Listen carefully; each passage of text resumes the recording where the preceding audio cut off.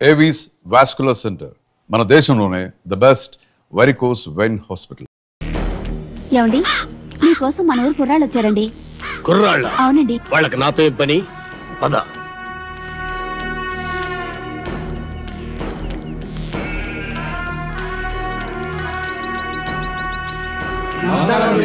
నమస్కారం. ఏంటిలా వచ్చారు? మరి సన్మానం గురించి మాట్లాడదామని.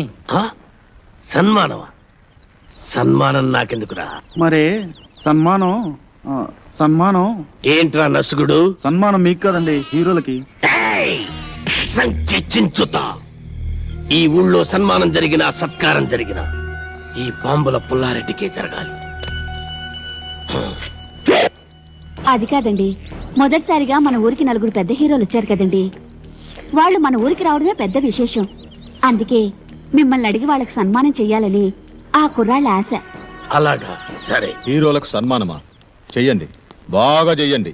నా ఫుల్ సపోర్ట్ మీకుంటది. సోదర సోదరిమణులారా, మెగాస్టార్ చిరంజీవి గారు, యువరత్న బాలకృష్ణ గారు, యువ సామ్రాట్ నాగార్జున గారు, విక్టరీ వెంకటేష్ గారు మన ఊరికి రావడం నిజంగా మన అదృష్టం. వీరికి సన్మానం చేయడం అభిమానులంగా మన బాధ్యత. ఇది మన ఊరికే గర్వకారణం. ఇప్పుడు హీరోల సన్మాన కార్యక్రమం ప్రారంభం కాబోతుంది. అభిమానులందరూ వరుసగా వచ్చి తమ హీరోల మెడల్లో దండలేసి సత్కరిస్తారు.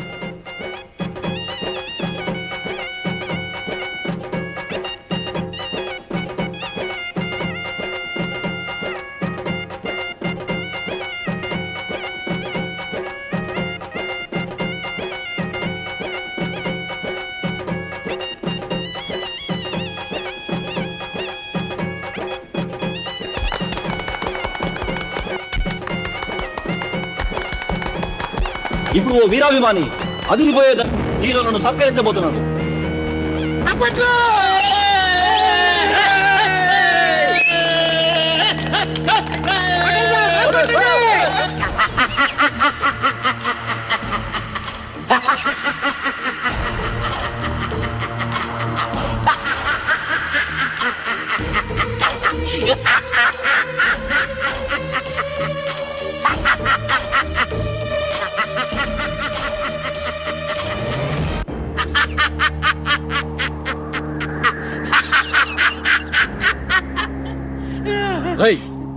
నువ్వు ఇక చావలేదా? చచ్చినా చావలేదు. నేను చచ్చానని చెప్పుకుంటూ బతుకుతూ మిమ్మల్ని అనుక్షణం చంపుతూ కలకాలం కాకిలా బతుకుతా. నువ్వు బతుకుంటే మేము మనశ్శాంతిగా బతకలేవురా. అందుకే అప్పుడు చావని వాడిని ఇప్పుడు చంపుతాం. భూమి మీద ఎవడైనా 2 సార్లు వస్తాడా? మీ పిచ్చి.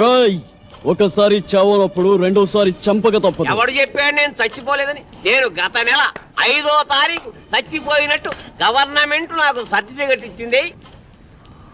ఇదిగో జిరాక్స్ కాపీ. కాదు, అది డూపు సర్టిఫికెట్.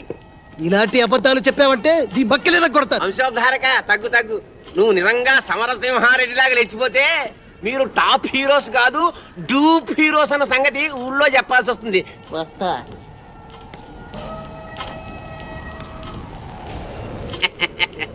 వారేవా ఏమి ఫేసెస్, అచ్చు డూపుల్లా ఉన్నాయి బాసెస్.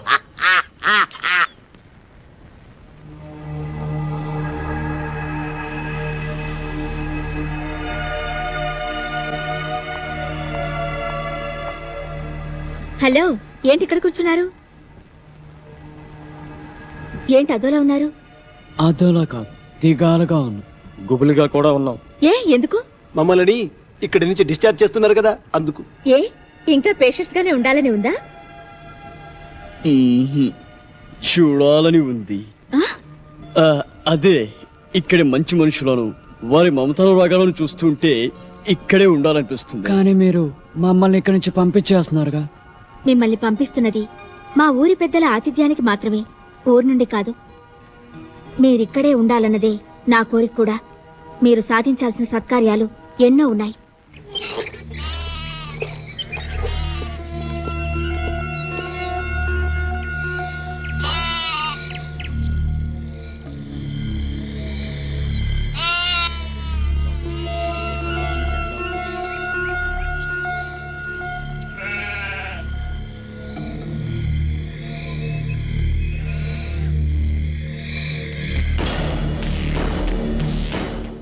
ఆగిపోయారేంటి?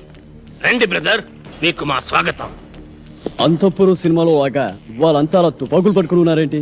వాళ్ళ చేతుల్లో ఆ తుపాకులు అంత అవసరమా? వీళ్ళంతా మన మనుషులే. ఏ భయపడుతున్నారా? మీరు కూడా గన్లు పట్టుకుని సినిమాల్లో యాక్షన్ చేస్తారు కదా. అరే మస్తాన్, అంతా రెడీయేనా? రెడీయేనండి అయ్యా. ఇవ్వు. ఇదిగోండి.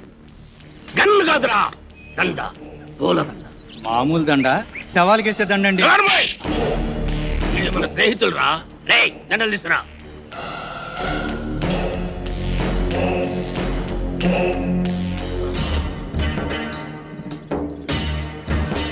రండి. థ్యాంక్స్ అండి. Thank you.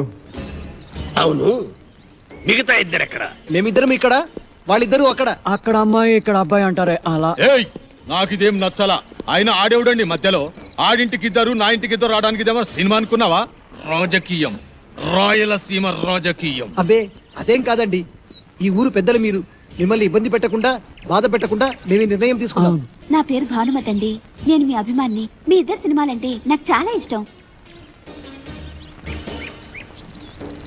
రే పున్నయ్య, హీరోలకు దిష్టి తీసి బ్యాగులు తీసుకెళ్ళి లోపల పెట్టు. అలాగే బాయ్యా. ఎంత ముద్దొస్తున్నాడు, ఎంత బాగున్నాడు. మీకు అభ్యంతరం లేకపోతే మీతో ఫోటోలు దిగుదాం అనుకుంటున్నాను. అలాగే. ఆమెకేంటి, మీరంటే మాకు కూడా ఎంతో అభిమానం. అందుకే ఫోటోగ్రాఫర్ ని పిలిపించారు. ఫోటోగ్రాఫర్, చూస్తావేంటి? ఫోటో తీ. కమాన్, అందంగా తీ.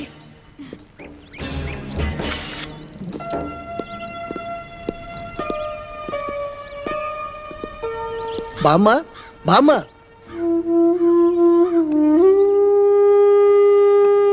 ఎవరు బాబు? మేం బామ్మ సినిమా హీరోలం. నమ్మనవుడు వచ్చాడా బాబు? వాడు రావడానికి వీళ్ళేనంత బిజీగా ఉన్నాడు. పండక్కి తప్పకుండా వస్తానన్నాడు బామ్మ. యాళ్ళకి ఏమన్నా తింటున్నాడా బాబు? వాడికి రాజభోగం. ఖాళీ దొరికినప్పుడల్లా నీ గురించి చాలా గొప్పగా చెప్తుంటాడు బామ్మ.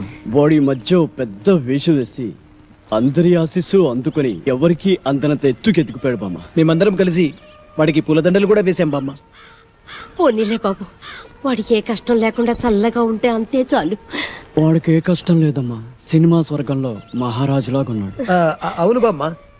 నాకు తెలుసు బాబు, నా బంగారు కొండ, నా మనవుడు ఎప్పటికైనా మహారాజు అవుతాడని.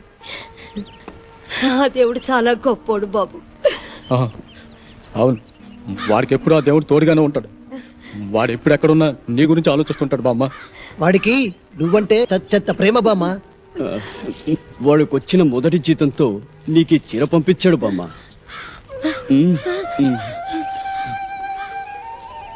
ఖర్చులకి డబ్బులు కూడా పంపించాడు. పండగ నాడు ఇక్కడికి వస్తా అన్నాడు బామ్మ.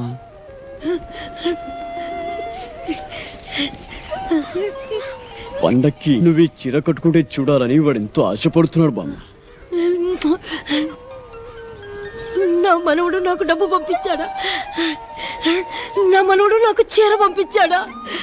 చూసారా, వాడికి అన్ని పనులు ఉన్నా మర్చిపోకుండా నాకు చీర డబ్బు పంపించాడు. నాకు చీర పంపించాడు. వచ్చే రావాలమ్మా, నాయుడమ్మా, సమ్మక్క, సారక్క, నా మనవుడు రానన్నాడు కదే, నా మనవుడు రానన్నాడు కదే, ఇప్పుడు పండగకు వస్తున్నాడంట.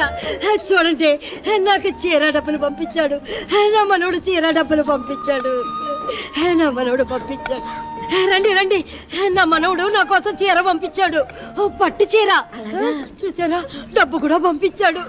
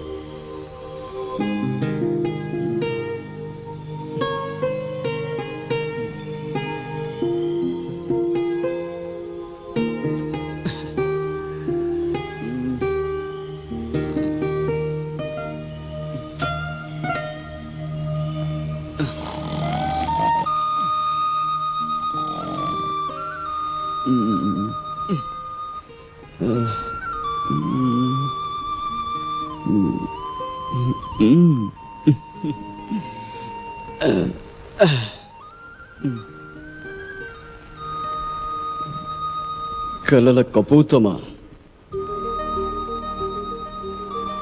నిన్నటి ఎండలో తిరిగింది నువ్వైతే నా మనసుకు చెమట పట్టింది ఎందుకు?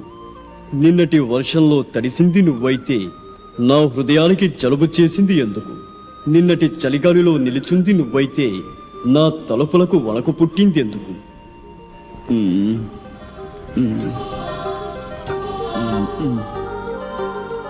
నువ్వు నడిరాత్రి కలవా, నడిసంద్రపు అలవా, నడిసొచ్చిన శిలవా, ఎవరని నిన్ను పిలవను, ఎలా నా ప్రేమను తెలపను?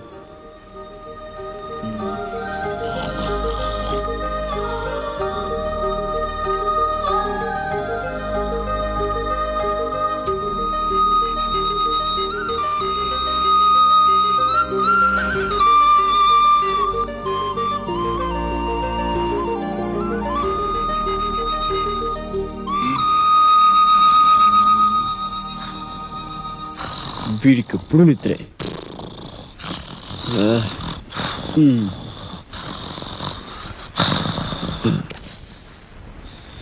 రేపు ఉదయం వెన్నెలను కలుస్తాను. నా గుండె గొడును విన్నవించుకుంటాను. ప్రేమలో విజయం సాధిస్తాను.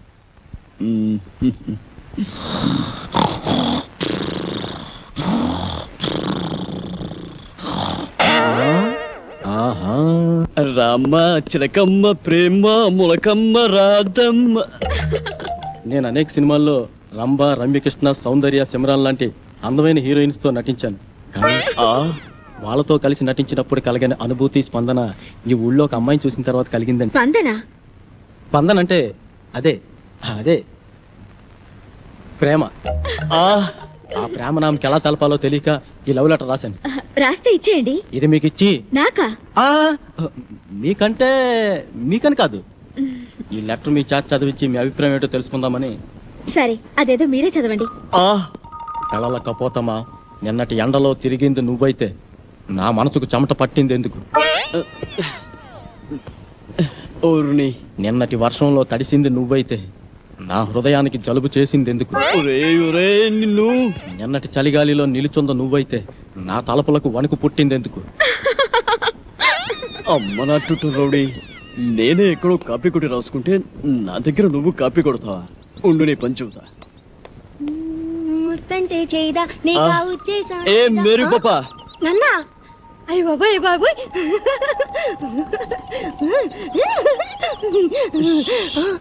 వీడు నువ్వు నడి రాత్రి కలవా, నడి సంద్రపు అలవా, నడిసొచ్చిన సెలవ, ఎవరని నేను పిలవను, ఎలా ప్రేమను తెలపను? విన్నావా? లోపల నీకోసం విక్టరీ వెంకటేష్ వీకెండ్ బ్యాటరీలో ఎదురు చూస్తున్నాడు. నిన్ను తెగ ప్రేమించొస్తాడు అనుకో. నిన్నే, నీ మీద తనకుండే ప్రేమను ఎలా తెలియజేయాలో తెలియక ఓ బుల్లి లవ్ లెటర్ రాశాడు. అది నీ ముందు చదవడానికి భయపడి కాదు సిగ్గుపడి లోపల డాక్టర్ చదివి వినిపిస్తాడు. నువ్వు వెళ్ళు, నువ్వు వెళ్ళాలంతే, నువ్వు వెళ్ళు.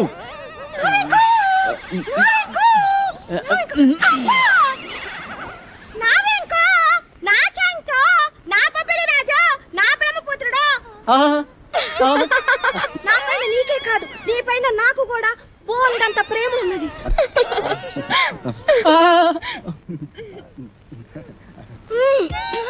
ఇలా వస్తుంది ఏంట్రా బాబు? ఏంటే ఆ చూపేంటే, ఆ షేకింగ్ ఏంటే? అయ్యో అయ్యో అయ్యయ్యో, నీకు ఇదేం పోయి కలవే? అలా చూడద్దే.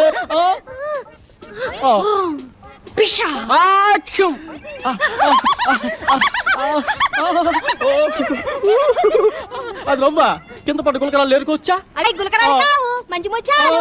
సరే కానీ పక్కకు పోదా? ఈ పాడు, నేను అలాంటి వాడిని కాదు. అయినా ఎవరైనా చూస్తే బాగోదే. ఇక్కడ ఎవరు లేరు కదా. వదలవే, వదలమంటుంటే సూర్యకాంత్ అని చెల్లెల్లా కల్పనారా అక్కలా ఉన్నావు. నా శీలాన్ని దోచుకుని సీమంతం చేసుకోక అత్తో. నిన్ను నిన్ను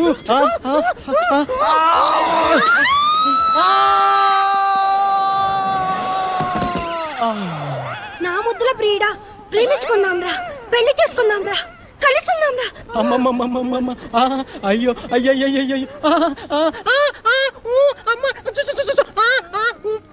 అబ్బా, కొండపల్లి రాజాలో పాము వచ్చినట్టు నా వెంకి ఎంత బాగా చేస్తున్నాను. పాము వచ్చినట్టు కాదమ్మా, పాము చచ్చినట్టు. నువ్వు నా పైన పడ్డావంటే రోడ్డు రోలర్ కింద పడ్డా అప్పడంలో తయారైపోద్దమ్మా నా పరిస్థితి. అమ్మమ్మమ్మమ్మ రావద్దమ్మా, అబ్బబ్బబ్బబ్బ రావద్దమ్మా. ఆహా, ఆ, ఆ, ఆ, ఊ, ఆ, అమ్మ, అబ్బబ్బ, ఊ, ఆ, ఊ, ఆ, అబ్బబ్బ, అబ్బ, అమ్మ, అబ్బబ్బ, ఆ, ఊ, అమ్మమ్మ, ఆ, అబ్బబ్బ, ఆ, ఊ, అమ్మ, అబ్బో, అబ్బబ్బబ్బ, ఊ, అమ్మ, అబ్బో, ఆ, ఊ, అమ్మమ్మ, అబ్బబ్బబ్బ, ఆ, ఊ,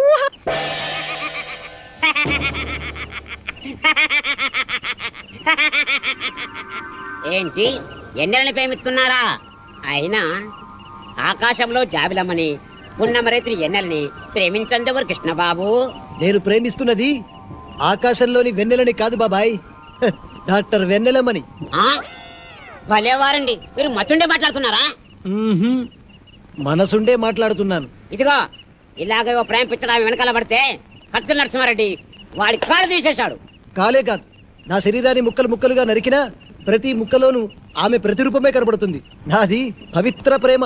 ఏయ్, ఈ పూత ఇంకోటి కూర్చుంటే ఈ పాటి నా తోట పేలేదు. మీరు నా పేరుడు హీరో కనుక వదిలేస్తున్నా. అయినా డాక్టర్ అమ్మా లవ్లో లటక్కున పడే మనిషి కాదు, కానీ ఓ చిన్న వీక్నెస్ ఉంది. ఇప్పుడు ఇప్పుడు నా అభిమానం అనిపించుకున్నావు. ఆనందంగా చెప్పు, ఆటోగ్రాఫ్ ఇస్తా. ఆ డాక్టర్ అమ్మకి ఆ ఏడుకొండ సామట మహాపాన. రోజు గుడికెళ్ళి ఆయన దండం పెట్టాకే హాస్పిటల్కి వస్తుంది. నువ్వు టెంకాయ తీసుకొని ప్రత్యక్షమవు. ఆ ఎన్నెలమ్మ తుంబ బంకలా నీ కతుక్కపోతుంది.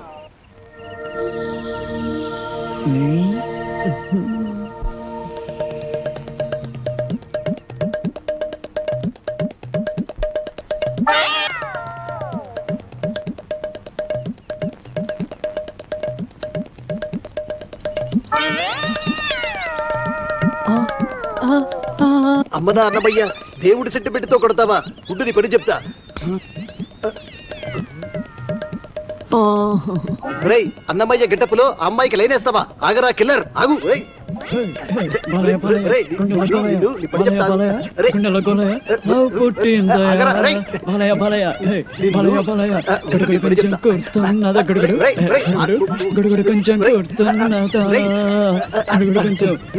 పట్టుకుంటే అయిపోయావరా? నీ పని అయిపోయినట్టే ఈరోజు.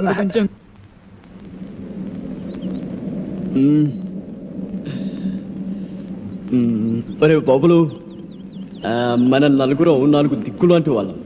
ఆ వెన్నెల చందమామ లాంటిది. నేను పడమర దిక్కు కాబట్టి ఆ వెన్నెల నాకే చెందుతుంది. పడమట దిక్కు ఉదయించిన చివరకు తూర్పుకు చేరాల్సిందే కాబట్టి వెన్నెల నాకే చెందాలి. ఒరేయ్, మీరు తూర్పు పడమర లాంటి వారు, నేను ఉత్తరాన హిమాలయ పర్వతం లాంటి వాడిని కాబట్టి వెన్నెల చల్లదనం నాకే సొంతం. ఒరే ఒరే, మీ ముగ్గురు కలిసి దక్షిణాన్ని దాచేస్తున్నారు. సముద్రం అంత విశాల హృదయం ఉన్నవాడిని, అందగాడిని. వెన్నెల నాకు చెందటమే న్యాయం. చందమామ కోసం 4 దిక్కులు పోటీ పడితే ఉప్పెనలు ఉపద్రవాలు వస్తారా?